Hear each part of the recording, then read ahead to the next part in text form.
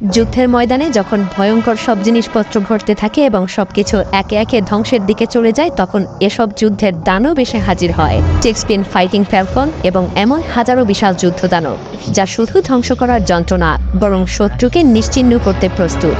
কিন্তু আপনি জানেন কি, এই যন্ত্রগুলোর ভেতরে থাকা সৈন্যদের জীবন আসলে কেমন কাটে? সংকীর্ণ ট্যাঙ্কের ভেতরে দিনের পর দিন আটকে থাকা, আকাশের যুদ্ধ বিমান চালাতে গিয়ে শারীরিক সহ্য ক্ষমতার সীমা ছাড়ানো, কিংবা বারুদের গরম ধোঁয়ায় বদ্ধ এক সাবমেরিনে জীবন কাটানো কেমন বিভীষিকাময় হতে পারে। এসব যুদ্ধযানের ভেতরে আসলে জীবনটাই বা কেমন? আজ আমরা সেগুলোই জানবো। তো চলুন শুরু করা যাক। M1 Abrams tank. যুদ্ধের ময়দানে যখন ভয়ঙ্কর পরিস্থিতি সামনে আসে, তখন M1 আব্রামস ট্যাঙ্ক বিশাল দৈত্যের মতো সামনে এসে হাজির হয়। এই ট্যাঙ্কের ক্ষমতা এমন যে কোনো শত্রু তার সামনে দাঁড়িয়ে থাকলে কিছুই করার সুযোগ পায় না। কিন্তু এই বিশাল যন্ত্রের ভেতরে থাকার অভিজ্ঞতাটাই বা কেমন? একদমই কিন্তু সহজ না। এই ট্যাঙ্কের ভেতরে মাত্র 4 জন সৈন্য থাকে: কমান্ডার, গানার, লোডার আর ড্রাইভার। কিন্তু ভাবুন তো, এত ছোট একটা জায়গায় এত বড় একটা যন্ত্র কাজ করছে, আর 4 জন সৈন্য একে অপরের কাছাকাছি থাকে। এই যেন এক অদ্ভুত যাত্রা। ঘন্টার পর ঘন্টা, কখনো 24 ঘন্টারও বেশি, এভাবেই সংকীর্ণ জায়গায় থাকতে হয় তাদেরকে। এবং সবচাইতে বড় কথা, এখানে কোনো বাথরুম নেই। প্রকৃতির ডাক আসলে পুরনো রেশনের প্যাকেট বা খালি বোতল ব্যবহার করা ছাড়া তাদের হাতে আর কোনো উপায় থাকে না। আর এর ভেতরের পরিবেশও যে খুব ভালো তা কিন্তু না। প্রচন্ড গরম, ধোঁয়া আর এক জায়গায় আটকে থাকার কষ্ট। আপনি ভাবতে পারেন হয়তো আরামদায়ক কিছুও থাকতে পারে, কিন্তু বাস্তবতাটা একেবারেই আলাদা। তারপরেও এই যন্ত্রের ভেতরে থেকেই তাদেরকে যুদ্ধ চালিয়ে যেতে হয়, কারণ যখন শত্রু সামনে আসে তখন এই ট্যাঙ্কটা একটুও থেমে থাকে না। একে চালানো খুবই চ্যালেঞ্জিং ব্যাপার। তবে M1 আব্রামস ট্যাঙ্ক যখন মাঠে নামে, তখন যুদ্ধের পুরো দৃশ্যই বদলে যায়। শুধু যুদ্ধক্ষেত্রে না, জীবন যুদ্ধেও যদি আপনি এগিয়ে থাকতে চান, তবে আপনাকেও সংগ্রাম করতে হবে। যেমনিভাবে গত কয়েক বছর ধরে আপনি সহ আরো লক্ষ কোটি জ্ঞান পিপাসু মানুষকে সাথে নিয়ে বাংলা ভাষায় প্রতিনিয়ত পৃথিবীর চমকপ্রদ সব তথ্যাবলী এক্সপ্লোর করতে করতে মায়াজালাজ পরিণত হয়েছে 10 মিলিয়ন তথা 1 কোটিরও বেশি সাবস্ক্রাইবারের এক বিশাল পরিবারে। সেই সাথে অর্জন করেছি আপনাদের অকৃত্রিম ভালোবাসা। এই ভালোবাসা থেকেই আপনারা অনেকেই মায়াজালের মতো করে ভিডিও তৈরি করে প্রফেশনাল ভিডিও মার্কেটিং এর মাধ্যমে নিজের স্মার্ট ক্যারিয়ার গঠন করার ইচ্ছা প্রকাশ করছেন দীর্ঘদিন ধরে। আপনাদের অনুরোধ, দেশ ও পৃথিবীর বর্তমান অবস্থা, প্রিভিয়াস স্টুডেন্টদের দারুণ সফলতা সহ নানাবিধ বিষয় বিবেচনা করে আমি সিদ্ধান্ত নিয়েছি আপনাদের মধ্যে থেকে প্রচণ্ড আগ্রহী, পরিশ্রমী এবং ফোকাসড কয়েকজন মানুষকে হাতে কলমে শেখাবো professional video marketing secrets, YouTubing এবং প্রিমিয়াম ভিডিও এডিটিং এর মাধ্যমে ফ্রিল্যান্সিং ক্যারিয়ার ডেভেলপমেন্ট। ভিন্ন ভিন্ন নিশে মায়াজালের মতো ইনফোগ্রাফিক কন্টেন্ট এবং প্রফেশনাল ক্যামেরা কন্টেন্টের idea generation, proper planning, scripting, premium voice capturing, shooting, professional editing, different প্ল্যাটফর্মে পাবলিশিং, এসইও এবং র্যাঙ্কিং ফ্যাক্টরস, কম্পিটিটর অ্যানালাইসিস এবং gap utilization, global content creation সহ প্রফেশনাল ভিডিও মার্কেটিং এর আদ্যপান্ত শিখব 52টা মাস্টার ক্লাসে 100 ঘন্টারও বেশি সময় ধরে। গত 2 বছরে নতুন করে যেসব পরিবর্তন এসেছে সেগুলোও শিখতে হবে খুবই ফোকাসড ওয়েতে। সেই সাথে আপনাদের একজনের সাথে আমি আমার নিজের সব সিক্রেটগুলো শেয়ার করব। আমার হাত ধরেই আপনারা কয়েকজন ভিডিও মার্কেটিং শিখবেন এবং আমার শেখানো নলেজ ইউটিলাইজ করেই সফলতার চূড়ায় পৌঁছাবেন ইনশাআল্লাহ। তবে এই সবকিছুই কয়েকজন যোগ্য ব্যক্তির জন্য। এ ব্যাপারে বিস্তারিত জানতে ডেসক্রিপশন বক্স এবং প্রথম কমেন্টে থাকা লিঙ্ক ভিজিট করতে পারেন। F-16 fighting Falcon. যখন আকাশে এই বিমানটা ওড়ে, তখন তার পরিস্থিতি পুরো আকাশকে যেন কাঁপিয়ে দেয়। এই বিমানটা এমন এক শিকারী যা এক মুহূর্তেই শত্রুকে আকাশে থেকেই ধ্বংস করে দেয়। তার গতি এমন যে শত্রু কখনো বুঝতেই পারে না যে এই বিমানটা তাদের উপরে আক্রমণ করতে যাচ্ছে। এটা শুধুমাত্র একটা দ্রুতগামী যুদ্ধ বিমান না, বরং F-16 পাইলটদের জন্য এক বিশাল শারীরিক এবং মানসিক চ্যালেঞ্জ। এই বিমানটা 9G পর্যন্ত গ্র্যাভিটিক্যাল ফোর্স সহ্য করতে পারে, মানে পাইলটের শরীরকে আরো 9 গুণ বেশি চাপ সহ্য করতে হয়। তবে এই চ্যালেঞ্জের জন্য তৈরি করা হয়েছে একটা বিশেষ অ্যান্টিগ্র্যাভিটি স্যুট। এই স্যুট পাইলটের শরীরের রক্ত প্রবাহকে নিয়ন্ত্রণে রাখে, যাতে তারা অচেতন না হয়ে পড়ে এবং যুদ্ধ চালিয়ে যেতে পারে। পাইলটরা একে চালানোর সময় একটা হেড আপ ডিসপ্লে ব্যবহার করে, যা তাদের চোখের সামনে সমস্ত তথ্য এনে দেয়, যে শত্রু কোথায়, কোন দিকে যাচ্ছে, সবকিছুই। আর সবচেয়ে চমকপ্রদ ব্যাপার হলো, পাইলট যত দূরে তাকাবে, যুদ্ধ বিমানটাও ঠিক সেদিকেই ঘুরে যাবে।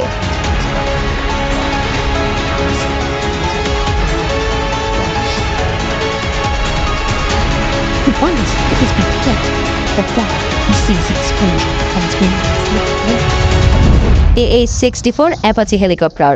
যখন আকাশে একটা বিশাল শব্দ ভেসে আসে তখন আপনি বুঝবেন যে এটা AH-64 অ্যাপাচি হেলিকপ্টার। এই হেলিকপ্টার আকাশের শিকারী, যার উপস্থিতি শত্রুর মনে ভয় ধরিয়ে দেয়। একে দেখতে মনে হয় যেন আকাশের এক ধ্বংসযজ্ঞ, যেখানে গুলি চালানো যেন একেবারে সহজ কাজ। কিন্তু এই অ্যাপাচি হেলিকপ্টারটা এতটাই শক্তিশালী এবং দ্রুতগামী যে শত্রু কোনোভাবেই এর কাছ থেকে পালাতে পারে না।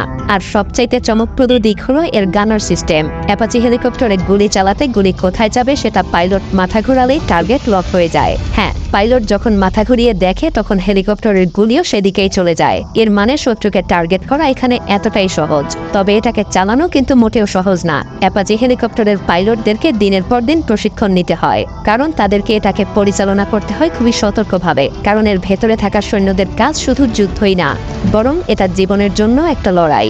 দীর্ঘ সময় আকাশে থাকতে তারা শত্রুদের এলাকা ভেদ করে দ্রুত আক্রমণ চালায়। কখনো কখনো লক্ষ্যভ্রষ্ট হওয়ারও শঙ্কা থাকে। তবে এই যন্ত্রের মাধ্যমে আকাশে এক অদম্য যুদ্ধ শুরু হয় এবং সেখানে শুধু ধ্বংসই অপেক্ষা করে। টাইফুন ক্লাস সাবমেরিন এটা শুধু একটা সাবমেরিন না, এটা এক মহাকাশের মতো বিশাল, শক্তিশালী এবং ভয়ঙ্কর। টাইফুন ক্লাস সাবমেরিন হলো পৃথিবীর সবচাইতে বড় সাবমেরিন, যেটা সাগরের গভীরে লুকিয়ে শত্রুদের উপরে আঘাত হানে। এর দৈর্ঘ্য 574 ফুট, যা 3টা ফুটবল মাঠের সমান। এটা তৈরি করা হয়েছিল বিশ্বযুদ্ধের ভয়াবহ পরিস্থিতি মোকাবেলা করার জন্য। এই সাবমেরিনে 160 জন সৈন্য থাকতে পারে এবং সেই সাথে 20টা পারমাণবিক মিসাইল। একটা মিসাইল 10টা পারমাণবিক ওয়ারহেড বহন করতে সক্ষম। একে চালানোর জন্য প্রয়োজন হয় চরম দক্ষতা, কারণ এখানে বিশাল আকারের কারণে এটা কোনো সোজা পথ অনুসরণ করতে পারে না, বরং গভীরে লুকিয়ে থাকে এবং শত্রুর আক্রমণ থেকেও সুরক্ষা পায়। এমনকি এই সাবমেরিনে রয়েছে 2টা পারমাণবিক রিয়েক্টর, যা এটাকে দীর্ঘ সময়ের জন্য সাগরের গভীরে লুকিয়ে থাকতে সাহায্য করে। আর সবচাইতে চমকপ্রদ ব্যাপার হলো এটা শুধু যুদ্ধের জন্য তৈরি করা না, এর ভেতরে রয়েছে একটা জিম, সুইমিং পুল, এমনকি প্রয়োজনীয় সবকিছু। The largest Soviet nuclear submarine ever built. Gerald R Ford aircraft carrier এটা ভাসমান একটা শহরের মতো, যা আকাশের যুদ্ধ বিমানকে উড়িয়ে দেয়। পৃথিবীর সবচাইতে শক্তিশালী বিমান বহনকারী রণতরী। এর দৈর্ঘ্য এতটাই বিশাল যে একে 3টা ফুটবল মাঠের সমান মনে হয়। আর এই বিশাল রণতরীটা শুধু যুদ্ধের জন্যই না, এটা এক সশস্ত্র শহরের মতো কাজ করে, যেখানে প্রায় 5000 মানুষ বসবাস করে এবং তাদের কাজ হলো যুদ্ধের প্রতিটা মুহূর্তে বিমান উড়ানো, নামানো এবং পুরো রণতরীটাকে চালানো। এটা একটা অত্যাধুনিক যুদ্ধযান, যা দিনের পর দিন প্রায় 85টা পর্যন্ত বিমানকে আকাশে ওড়াতে পারে। এর মধ্যে রয়েছে অসংখ্য জিনিস, যেমন ক্যান্টিন। ভেতরের জীবন মোটেও সহজ না। বিমানবাহী রণতরীতে থাকাকালীন প্রত্যেকটা সৈন্যকে তাদের কাজের প্রতি শতভাগ মনোযোগ দিতে হয়। বিমানগুলো যখন আকাশে উঠতে থাকে তখন তাদের পেছনে থাকে এক জটিল সিস্টেম, প্রতিটা বিমানকে নামানো, তোলা আর পরিচালনা করা। এটা অত্যন্ত ঝুঁকিপূর্ণ এবং এই সবকিছু একমাত্র সঠিক সমন্বয়ের মাধ্যমেই সম্ভব। জেরাল্ড আরফোর্ড এয়ারক্রাফট ক্যারিয়ার এক বিশাল যুদ্ধমঞ্চ, যা সাগরের উপরে ভেসে আছে। আর এখানে সবকিছু একে অপরের সঙ্গে মিলে যুদ্ধের সঠিক সিদ্ধান্ত নিতে সাহায্য করে। এটা শুধু একটা রণতরী না, এটা যুদ্ধের এক স্থায়ী ঘাঁটি। বোয়িং E-3 AWACS বলা যায় এটা শুধুমাত্র একটা বিমান না, এটা যেন আকাশের একটা পর্যবেক্ষণ কেন্দ্র, যা শত্রুর অবস্থান, চলাচল এবং যুদ্ধক্ষেত্রের পরিস্থিতি সঠিকভাবে নজরদারি করে। এর বিশাল রোটেটিং রাডার প্রোবের মাধ্যমে পুরো যুদ্ধক্ষেত্রের ছবি একেবারে নিখুঁতভাবে পাওয়া যায়। এই বিমানটা প্রায় 17 জন ক্রু নিয়ে আকাশে ওড়ে। তাদের কাজ খুবই গুরুত্বপূর্ণ, কারণ তাদের দ্বারা পাওয়া তথ্যের মাধ্যমে যুদ্ধের কৌশল নির্ধারণ করা হয়। এই বিমানটা 8 ঘন্টা পর্যন্ত আকাশে উঠতে পারে এবং শত্রুরে নজর রাখতে এর কোনো বাধাই পোহাতে হয় না। এর রাডারের সাহায্যে শত্রু বিমান, ক্ষেপণাস্ত্র, এমনকি স্থলযানও নজরে আসে এবং সেই তথ্য দ্রুত শেয়ার করা হয় যুদ্ধে থাকা অন্যান্য বাহিনীর কাছে।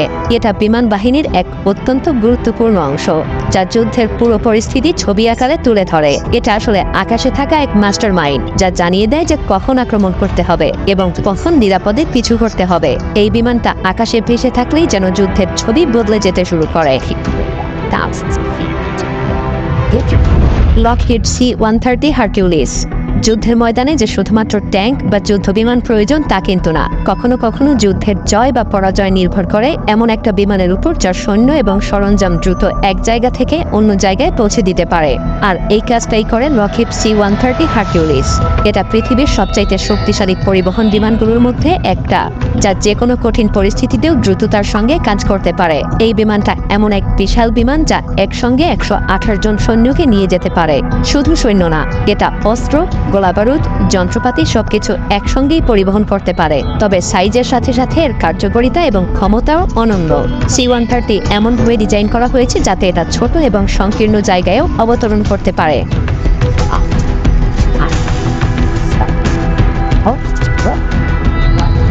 সিকিউর স্কাই পেভ হক যুদ্ধের ময়দানে সবচাইতে জরুরি কাজগুলোর মধ্যে একটা হলো আহত সৈন্যদেরকে দ্রুত উদ্ধার করা, আর এই কাজটাই করে এই হেলিকপ্টার।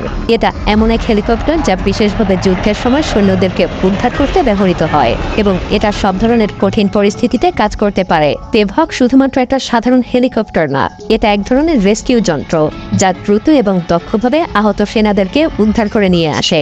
যুদ্ধক্ষেত্রের মাঝখানে যেখানে অন্য কোনো যান প্রবেশ করতে পারে না সেখানেই এই পেভ হক ঢুকে পড়ে। যেসব জায়গায় সাধারণ হেলিকপ্টার যেতেও পারে না সেখানে পেভ হক গিয়ে আহতদেরকে খুব সহজেই উদ্ধার করে আনে। এটা অত্যন্ত শক্তিশালী এবং অত্যাধুনিক প্রযুক্তি দিয়ে সজ্জিত।